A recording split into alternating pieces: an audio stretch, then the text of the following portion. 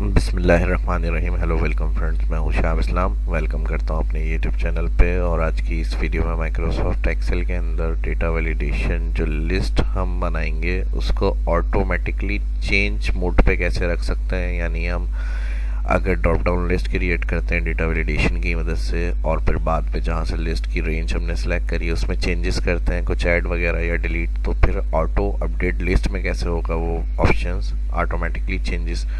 तो ये आज की इस वीडियो में मैं समझाऊंगा, और जो बाकी के ऑप्शन है वो भी तफसील से आज की इस क्लास में डेटा वैलिडेशन के आपके साथ डिस्कस करूंगा। तो आइए आज की इस क्लास को स्टार्ट करते हैं। माइक्रोसॉफ्ट एक्सेल वर्जन 2019, एक डिपार्टमेंट का कॉलम मैंने बनाया हुआ है यहाँ पर। अब पहली चीज़ जो फर्स्ट इस वीडियो को देख रहे हैं तो उनको ये समझा देता हूँ कि डेटा वैलिडेशन काम क्या करता है। ऑप्शन एक रेंज मैंने बनाई हुई है यहाँ, और इसको होम से जाकर मैंने बॉर्डर दिया हुआ है। इधर डेटा वैलिडेशन सेट करना है। डेटा वैलिडेशन किस लिए यूज़ होता है?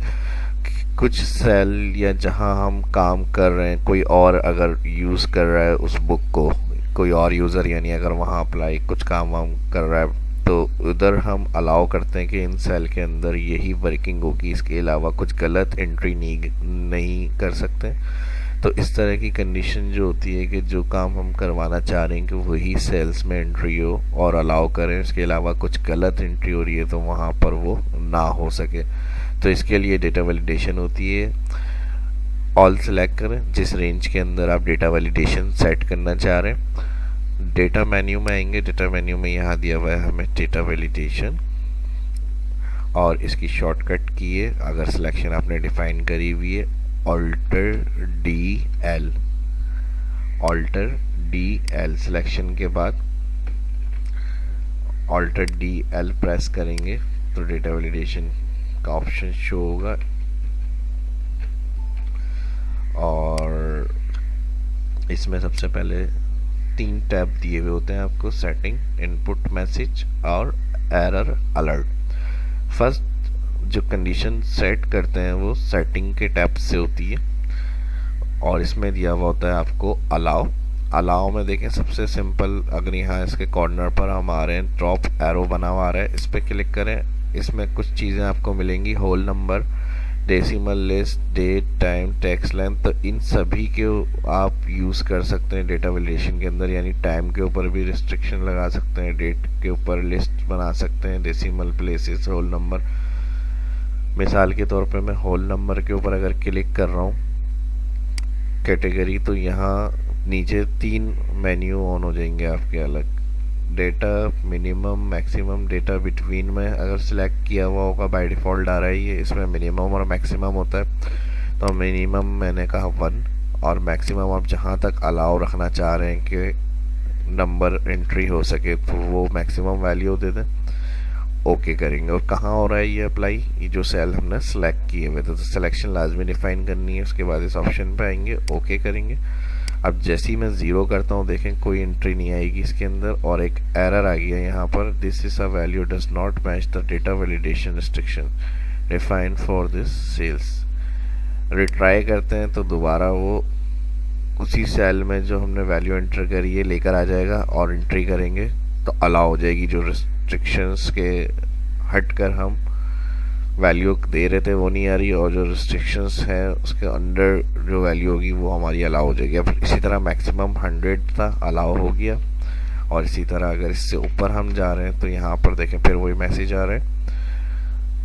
अब ये एक डिफ़ॉल्ट मैसेज है, यानी इसको अगर कोई भी इस बुक को हम शेयर करते हैं और कोई भी इसको यूज़ करते हुए एंट्री कर रहा है तो उसको एक अनअंडरस्टेबल मैसेज है जो ना समझ में आ रहा है कि क्या करना है, यहाँ पर क्या एंट्री करनी है। जाहिर सी बात है कोई भी अगर रिस्ट्रिक्शंस लगा रहा है तो उसको एक मैसेज हम चाह रहे हैं कि पता चल जाए कि यहाँ क्या डेटा वैलिडेशन सेट हुई हुई है। तो इस चीज़ की इंफॉर्मेशन देने के लिए एक तो ये मैंने बता दिया है कि आप एंट्री कर सकते हैं यहाँ पर डेटा वैलिडेशन में वही जो आप अलाउ करेंगे, और कोई भी उसमें बैठ रहा है यूज़ कर रहा है एक्सेल की बुक को तो वो कोई गलती नहीं कर सकता वहाँ, या गलत एंट्री नहीं कर सकता। तो ये चीज़ डेटा वैलिडेशन। अब इस एरर मैसेज का क्या करें? अगर हम चाह रहे हैं कि अपना एक मैसेज पास करवाएं यहाँ जो हम डेटा वैलिडेशन सेट कर रहे हैं उस हिसाब से। तो यहाँ इसको कैंसिल कर रहा हूँ, अलाउ ऑल सेलेक्ट। जो रेंज हमने डेटा वैलिडेशन के लिए सेट की थी, इसको सेलेक्ट करने के बाद डेटा वैलिडेशन से इसी ऑप्शन पे आएंगे तो वो जो कंडीशन हमने लगाई थी होल नंबर बिटवीन 1 और मैक्सिमम 100, वही लिखी हुई आ रही है। अब इसमें मैंने बताया था जो कंडीशन हम डेटा वैलिडेशन में देते हैं वो फर्स्ट सेटिंग का टैब होता है, उसके बाद 2 टैब और मिलते हैं, इनपुट मैसेज और एरर अलर्ट। दोनों को यूज़ कर सकते हैं। अब जैसे हम गलत एंट्री कर रहे थे, एक बाय डिफ़ॉल्ट मैसेज शो हो रहा था, वो अगर अपना मैसेज बनाना है तो एरर अलर्ट का टैब में जाएंगे आप। एरर अलर्ट के टैब में जाकर आप इधर उसका टाइटल दे सकते हैं, मर्जी है कैप्स लॉक करना है कैप्स लॉक।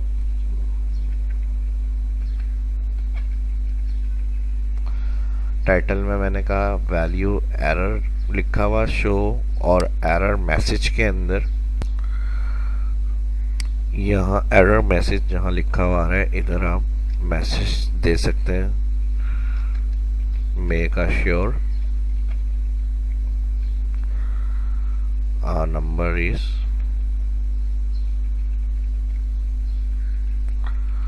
1 और 100, make sure the number is 1 और 100। जो भी मैसेज आप एरर अलर्ट में देना चाह रहे हैं अपना, वो इधर एंट्री करेंगे। इधर एंट्री करने के बाद ओके। अब जैसे ही यहाँ कोई भी गलत अगर एंट्री होती है तो वही जो अपना मैसेज एरर आपने सेट किया है डेटा वैलिडेशन में वो लिखा हुआ यहाँ देखें प्रिंट होकर आ रहा है, make sure the number is 1 और 100। तो इस तरह से ये डेटा वैलिडेशन ऑप्शन यूज़ किया जाता है और सेट कर सकते हैं हम वर्कबुक के अंदर कहीं भी डेटा वैलिडेशन कंडीशन इस तरह से। और यही चीज़ जैसे हमने यहाँ एरर अलर्ट में दी है, तो ये अगर हम चाह रहे हैं कि जब सेल पर क्लिक करें तो एक्टिवेट मैसेज होकर आए, तो इससे ये होगा कि गलत एंट्री होगी नहीं। जब मैसेज एरर शो हो रहा होगा कि इसमें आपको ये काम करना है, तो जाहिर सी बात है फिर एरर अलर्ट की ज़रूरत नहीं पड़ेगी। तो यहाँ पर आए इनपुट मैसेज, रेंज सेलेक्ट कर लें पहले, वही रेंज सेलेक्ट करने के बाद डेटा वैलिडेशन में आए, डेटा वैलिडेशन में यहाँ दिया हुआ input message, show input message when cell is selected, यानी जब सेल एक्टिवेट हो सिलेक्ट किया हो तो ये मैसेज जब शो होना चाहिए। चेक लगा के रखेंगे यहाँ पर इस ऑप्शन पे, चेक लगा के रखने के बाद यहाँ टाइटल और यहाँ वही मैसेज दे देते हैं, make sure the number is 1 और 100।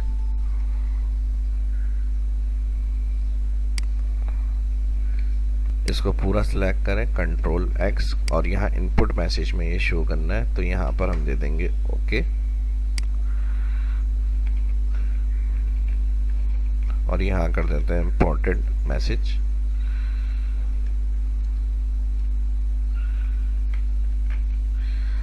और ओके करा। अब देखें जैसे ही सेल क्लिक किया हमने तो यहाँ वही मैसेज जो हमने इनपुट मैसेज में टाइप किया था, make sure the number is 1 और 100। तो यहाँ जो भी गलत एंट्री होगी इस तरह से हम उसको एक एरर मैसेज शो कर सकते हैं। क्लियर करने के लिए जो भी डेटा वैलिडेशन होगी इसी ऑप्शंस में जाएंगे, data validation clear all, message error setting से जो कंडीशन होगी सब क्लियर हो जाएगी। तो ये तो फर्स्ट जो सिंपल बिगिनर स्टार्ट बेसिक्स था वो बताया मैंने, डेटा वैलिडेशन को स्टार्टिंग में बिल्कुल किस तरह से यूज़ किया जाता है। अब इसमें दिए हुए कुछ मुख्तलिफ ऑप्शंस, अगर इसी में हम डेटा वैलिडेशन में आते हैं तो यहाँ अलाउ से हम होल नंबर मैंने बताया, डेसिमल लिस्ट, डेट टाइम पे भी सब रिस्ट्रिक्शंस दे सकते हैं। जैसे टैक्स लेंथ है, टैक्स लेंथ का यूज़ हम वहाँ कर सकते हैं। जैसे कॉन्टैक्ट नंबर हमें कोई लिस्ट या डेटा एंट्री करवानी है तो एक कॉलम कॉन्टैक्ट का बनाया हुआ है, उसमें मैक्सिमम 11 कैरेक्टर एंट्री कर सकते हैं, तो उससे कोई ज़्यादा या कम ना हो। तो वो मैसेज एरर आ जाए तो वहाँ =2 का ऑप्शन हम रख सकते हैं। या फिर जैसे यहाँ ही हम अगर सब्जेक्ट्स की बात करते हैं तो ज़ाहिर सी बात है जो भी सब्जेक्ट्स नंबर्स होंगे वो हमारे इस तरह से, इसको मैंने सेलेक्ट किया, जो भी नंबर्स होंगे वो हमारे 2 डिजिट में ही आएंगे। 100 से पहले 99 होंगे या फिर 40 30 60। तो इसके लिए भी डेटा वैलिडेशन ज़बरदस्त ऑप्शन है। आप इसको सिलेक्ट करें, डेटा में जाएं और यहाँ दिया हुआ है आपको अलाउ में टेक्स्ट लेंथ में जाएं और यहाँ से कैटेगरी में से सिलेक्ट कर लें =2। इसमें एक ही ऑप्शन आएगा =2 में बता दें मैक्सिमम 2 कैरेक्टर होंगे। ओके किया। अब कोई सिंगल अगर कर रहा है तो ये तो एंट्री नहीं हो रही यहाँ पर, तो ज़ाहिर सी बात है 2 कैरेक्टर होंगे तो अलाउ हो जाएगा 85 98 इस तरह से। तो इसमें ये होता है कि जल्दी में अगर इस तरह से ये ऑप्शन गलती हो जाए, हमसे 3 डिजिट इंटर हो जाए तो वहाँ पर हमारे पास मैसेज शो हो जाएगा। और वही चीज़ जो मैंने बताया था कि अपना अगर आपको मैसेज शो कराना है तो value is does not match, इस ऑप्शन से जाकर आप वो अपना एरर या मैसेज शो करा सकते हैं। डेटा वैलिडेशन क्लियर करने के लिए मैंने क्या बताया, सिलेक्ट डेटा वैलिडेशन में जाएंगे और यहाँ से क्लियर ऑल कर देंगे। तो इस तरह से टेक्स्ट लेंथ का ऑप्शन भी यूज़ कर सकते हैं। टेक्स्ट लेंथ पे यही होगा कि अगर टेक्स्ट वगैरह भी बहुत ज़्यादा कोई गलत एंट्री करता है तो वहाँ पर आप टेक्स्ट के ऊपर भी इसको सेट कर सकते हैं। जैसे यहाँ मैंने सेलेक्ट करा, इसको डिलीट कर रहा हूँ और डेटा वैलिडेशन में गया मैं, यहाँ पर दिया हुआ है एनी में टेक्स्ट लेंथ। अब टेक्स्ट लेंथ में मिनिमम मैंने कहा 2 और मैक्सिमम मैंने कहा 10 तक कैरेक्टर अलाउ करें, यानी ज़्यादा से ज़्यादा कैरेक्टर अगर नाम लिख सकते हैं तो 15 कैरेक्टर का लिखेंगे। अब कोई ऐसी जल्दी में 1 कैरेक्टर लिख के आगे जा रहा है तो नहीं, नॉट अलाउ, 2 कैरेक्टर कम से कम होने चाहिए। और इसी तरह अगर बहुत ज़्यादा कोई एंट्री कर रहा है तो इस तरह से वो भी अलाउ नहीं करेगा। मैक्सिमम 15 कैरेक्टर होंगे तो इंटर से सेल अलाउ कर लेगा उस वैल्यू को। तो ये तो सर सिंपल डेटा वैलिडेशन जो बेसिक्स लेवल की थी। अब इसी को थोड़ा सा आगे समझने की कोशिश करते हैं, एडवांस किस तरह से यूज़ करेंगे इसका। अब यहाँ हमने बनाई है डेटा वैलिडेशन लिस्ट। पहले तो इसका एक एग्जांपल मैं दे देता हूँ। यहाँ मैंने कुछ नाम रखे हुए हैं और इसको मैं चाह रहा हूँ लिस्ट बनाना, यानी जैसे ये ड्रॉप डाउन बनी हुई होती है ऑप्शन के साथ, खोल जैसे क्लिक करते हैं नाम ओपन हो जाते हैं, उसके साथ लिस्ट आ रही। तो ये चीज़ अगर हम एक्सेल के सेल पे चाह रहे हैं बनाना, जहाँ डेटा वैलिडेशन लिस्ट बनानी है वहाँ हेडिंग दे दें।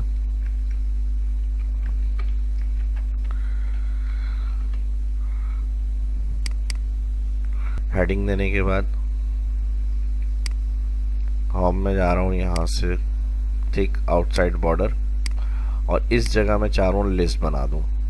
कॉलम विड्थ को यहाँ से कम कर लेते हैं।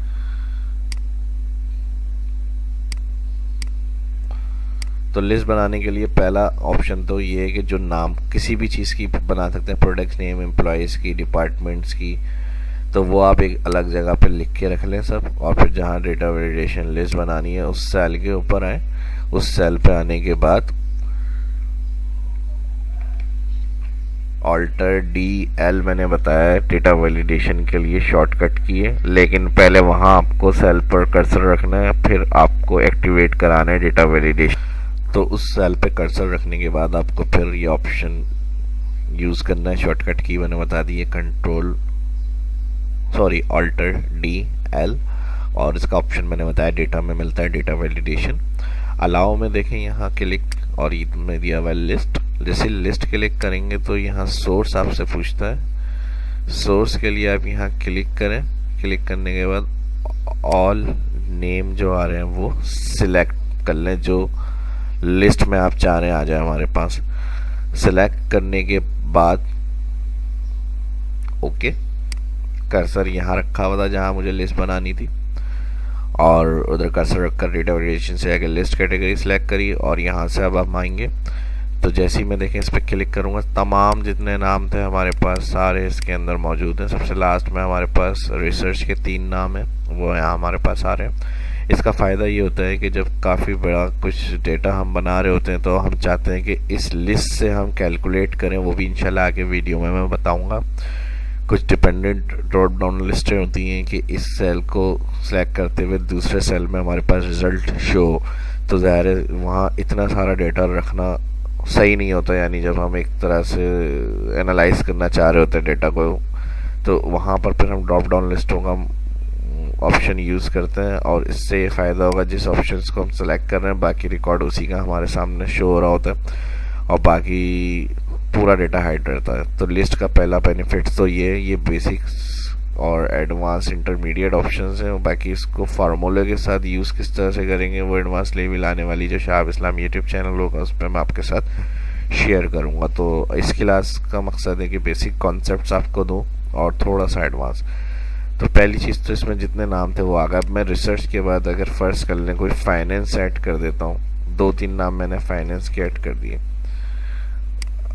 अब इस तरह से अगर मैं इस लिस्ट में जाऊँगा तो जाहिर सी बात है ऑटो चेंज नहीं होगा।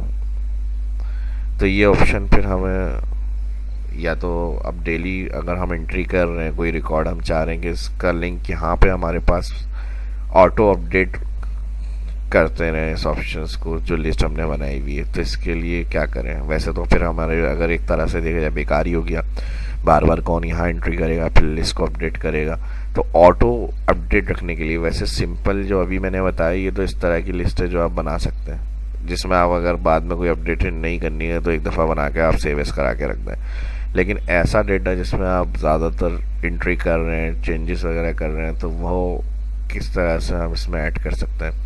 अब देखें जैसे यहाँ पर मैंने अकाउंट्स कर दिया तो जो रेंज हमने बताई हुई है उसमें तो वो अलाउ कर लेगा उसको, अकाउंट्स अब इसमें ऐड होकर आ जाएगा हमारे पास, सही है। लेकिन जो उससे आउट एंट्री होगी जो हमने सेलेक्ट ही नहीं करी वो इसके अंदर कैसे ऐड कराएंगे तो ये मैं अब आपको बताऊंगा। गौर से देखिएगा इस वीडियो को, इस ऑप्शन को जो मैं बताने जा रहा हूँ। सबसे पहले तो एक चीज़ ये भी बता दूँ मैं, डेटा में ही हमारे पास A to Z होता है। जो भी आपने लिस्ट बनाई हुई है अगर बाद में आप उसको A to Z असेंडिंग भी करते हैं तो यहाँ पे भी वो चेंजेस अप्लाई होती है।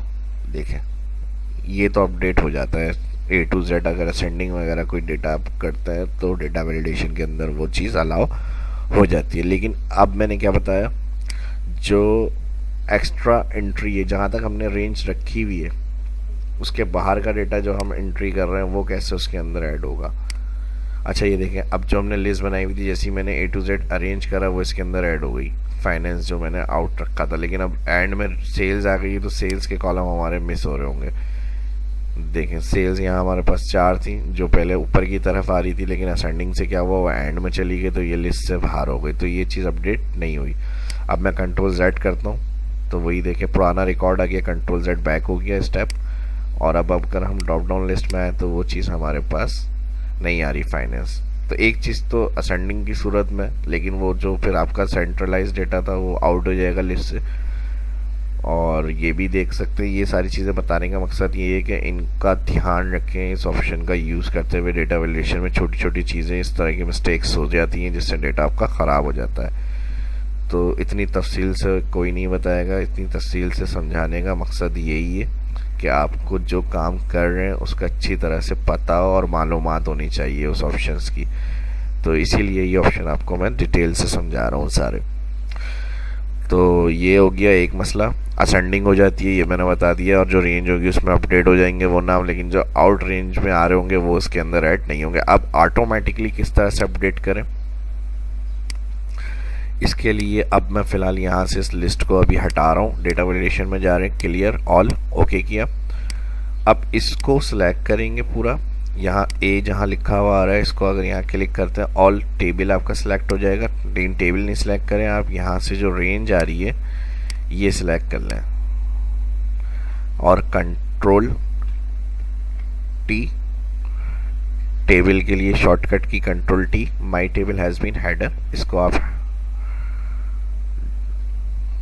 टेबल में कन्वर्ट करा लें कॉलम्स को और ओके कर दें। जैसे ही ओके करेंगे तो यहाँ ये दे रहा है टेबल 1, टेबल 1 के नाम से हमारे पास ये आ रहा है। अब मैं इसको यहाँ से फ़िलहाल जो मैंने पहले डेटा वैलिडेशन आपको समझाने के लिए बॉर्डर्स वगैरह दिए थे, एक डमी सा डेटा रखा था, इसको क्लियर कर रहा हूँ मैं यहाँ से। अभी इसका फ़िलहाल काम नहीं है तो ये चीज़ें डिस्टर्ब कर रही हैं, इसको भी मैं सिलेक्ट करके डिलीट कर रहा हूँ, कंट्रोल माइनस डिलीट के लिए शॉर्टकट किए। अब कॉलम विड्थ को बढ़ा किया यहाँ से मैंने बोल्ड, और इस सेल में ही मुझे लिस्ट बनानी है।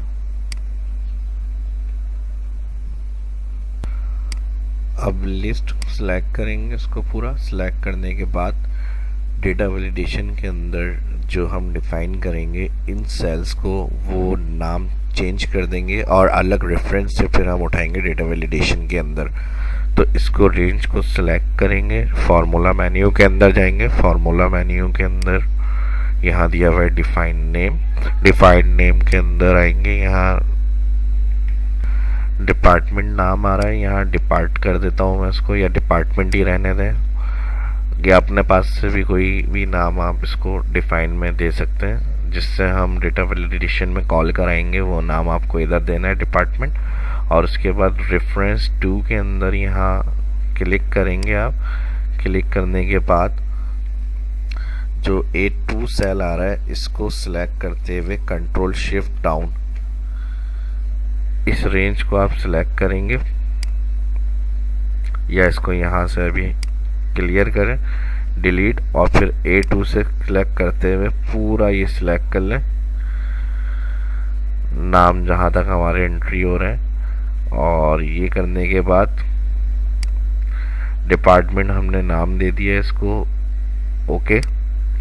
अब डेटा वैलिडेशन की लिस्ट इस सेल में बनानी है, इस सेल में हम आएंगे और डेटा मेन्यू में जाएं, यहाँ से डेटा वैलिडेशन एनी वैल्यू से लिस्ट, और लिस्ट में जाकर कर्सर क्लिक करना है आपको। कर्सर क्लिक करने के बाद F3 का बटन प्रेस करेंगे तो यहाँ जो डिपार्टमेंट डिफाइन नेम में मैंने बताया था जो आप नेम देंगे वो यहाँ F3 से पेस्ट करवाना है, पेस्ट नेम ऑप्शन आता है F3 करने से, और वो कोई भी नाम आप दे सकते हैं। और ये मैंने कहा था डेटा वैलिडेशन में हम उसको कॉल करवाएंगे उस नाम से। आप इस पर क्लिक करके ओके करें, ओके करने के बाद यहाँ से भी आप ओके कर दें। तो जितने यहाँ पर नाम हैं वो सारे हमारे पास इस जगह पे देखें ऐड होकर आ रहे हैं। अब फाइनेंस के बाद एंट्री करता हूँ फाइनेंस के डिपार्ट के बाद, क्योंकि टेबल में हमारा डेटा कन्वर्ट हुआ है तो इसका एक ये फ़ायदा होता है कि ये ऑटोमेटिकली रेंज हमारी बढ़ा देगा यहाँ से। और रेफरेंस जो डिफाइन हमने फार्मूला में किया हुआ है उसका ये बेनिफिट्स होता है कि ऑटो अपडेट डेटा वैलिडेशन को रिटर्न करेगा वो जो यहाँ हम ऐड कर रहे हैं आइटम्स, और इससे हमारी ड्रॉप डाउन लिस्ट जो भी ऑटोमेटिकली अपडेट होती रहेगी। अभी देखें अब HR किया मैंने, यहाँ 2-3 दफ़ा मैंने HR करा, या इसी को सिलेक्ट करके नीचे तक सिलेक्शन बनाई, कंट्रोल D ड्रैग, HR के बाद एडमिन कर दिया मैंने, 1-2 डिपार्ट एडमिन के ऐड करे, और इसी तरह सिलेक्शन बना के कंट्रोल D। अब अगर हम यहाँ से डेटा वैलिडेशन पर आते हैं, अपने ड्रॉप डाउन को ऑन करें तो तमाम लिस्ट देखें ऑटोमेटिकली हमारी चेंज हो रही है, और न्यू आइटम जो नेम है, डिपार्टमेंट है, या जिसके लिए भी आप डेटा वैलिडेशन लिस्ट बना रहे हैं वो इसके अंदर खुद ब खुद नाम को क्या करेगी, ऐड करती रहेगी। तो ये फ़ायदा था। एक जो सिंपल पहले मैंने समझाया था वो उस तरह से जहाँ आपको ऑटो अपडेट नहीं रखना, सिर्फ एक दफ़ा लिस्ट बना के छोड़नी है, वहाँ आप उस तरह से डेटा वैलिडेशन लिस्ट का ऑप्शन यूज़ करेंगे। और जहाँ इस तरह का मसला है कि आपकी लिस्ट अपडेट होती रहेगी, ज़्यादातर जो वर्किंग होती है वो कंटिन्यू चल रही होती है, तो वहाँ पर आप इस तरह का एक ऑप्शन बनाकर सेट करके रख सकते हैं। तो इसका मैंने एग्जाम्पल भी आपको दे दिया और दिखा भी दिया है कि इस तरह से जो भी होगी एंड की एंट्री आप बढ़ाते रहेंगे वो इसके अंदर खुद ब खुद डेटा वैलिडेशन के अंदर लिस्ट में नाम ऐड होते रहेंगे। तो फार्मूला से हमने डिफ़ाइन करे थे, जो नाम आपने डिफ़ाइन किए हुए थे डेटा वैलिडेशन में F3 से उसको वहाँ हमने कॉल कराएं, और नेम मैनेजर में जो लिस्ट आपकी बनी हुई होगी उस तमाम यहाँ आ रही होती है, उसको अगर डिलीट कर देते हैं तो फिर यहाँ से डेटा आपका क्लियर हो जाएगा। या रिकॉर्ड देखने के लिए भी आ सकते हैं, एडिट करना है एडिट कर लें, डिलीट करना है डिलीट कर लें, न्यू करना है न्यू डिफ़ाइन कर सकते हैं आप। तो टेबल का फ़ायदा ये होता है ऑटो अपडेट जो भी चीज़ एंट्री कर रहे हो टेबल के अंदर उसको बढ़ाकर अपडेट करती रहती है, और डिफ़ाइन कराकर अगर हम कहीं इसको कॉल करवाते हैं जैसे डेटा वैलिडेशन में मैंने एग्जाम्पल अभी दिए, जिससे हमारा बेनिफिट ये है कि ऑटो अपडेट लिस्ट हमें तैयार मिल रही होती है खुद ब खुद, यानी उसमें एंट्रियाँ ऐड होती होती हैं। तो ये तो था एक तरह का डेटा वैलिडेशन जो ऑप्शंस हम यूज़ कर सकते हैं बेसिक्स और इंटरमीडिएट और थोड़ा सा एडवांस, वो मैंने इसके अंदर आपको समझाने की कोशिश करी है। और उम्मीद करता हूँ कि ये काफ़ी आपके लिए हेल्पफुल रहेगी जिनका एक्सेल पर काम होता है और जो कर रहे होते हैं, वहाँ भी ये ऑप्शन आप अप्लाई करके देखें, उनको समझ में आया है, प्रैक्टिस करें, फिर अप्लाई करके देखिएगा, इंशाल्लाह इससे फ़ायदा होगा। और इसके अलावा जो आने वाली अब वीडियो होगी उससे 2 से 3 ड्रॉप डाउन लिस्टें किस तरह कंट्रोल कर रहे होते हैं हम, यानी एक जगह हम बना रहे हो, फिर इनडायरेक्टली उसको हम रेफरेंस से उठा रहे हैं उस नाम को उसकी कैटेगरी के हिसाब से। तो जैसे यहाँ हमारे पास नाम है, अब मुझे एडमिन के जितने इस तरह के नाम है एम्प्लॉयज़ के, वो मुझे दूसरी ड्रॉप डाउन लिस्ट से कंट्रोल करना है। तो ये डिपेंडेंट ड्रॉप डाउन लिस्ट कहलाती हैं। ये थोड़ा सा मैंने क्या कहा, बिगनर्स, स्टार्ट, बेसिक्स और इंटरमीडिएट और थोड़ा एडवांस था। अब आने वाली जो वीडियो होंगी इंशाल्लाह वो फिर एडवांस लेवल को कवर करेंगे, डेटा वैलिडेशन के ऑप्शंस को। और इसी को जो मैंने बताया अलग अलग तरीके से अप्लाई करके देखें क्या चीज़ किस तरह से हो रही है। जैसे टाइम को यूज़ करके देखें, डेट को यूज़ करके देखें, ईयर वगैरह एंट्री करके देखें। और इसी तरह जो होगा फिर वो फार्मूलों से डेटा वैलिडेशन का जो कंट्रोल है वो भी शहाब इस्लाम यूट्यूब चैनल पर अब आने वाली जो वीडियो होंगी उसमें मैं आपके साथ शेयर करूँगा। कोई भी बात, कोई भी सवाल, क्वेश्चन अगर पूछना चाह रहे हैं तो कमेंट करके पूछ सकते हैं। वीडियो अच्छी लगी तो लाइक ज़रूर करें, शेयर करें दोस्तों के साथ और चैनल को सब्सक्राइब करें। अपना ख्याल रखिएगा, दुआओं में याद रखिएगा। मिलते हैं नेक्स्ट वीडियो में, इजाज़त दीजिए, अल्लाह हाफिज़।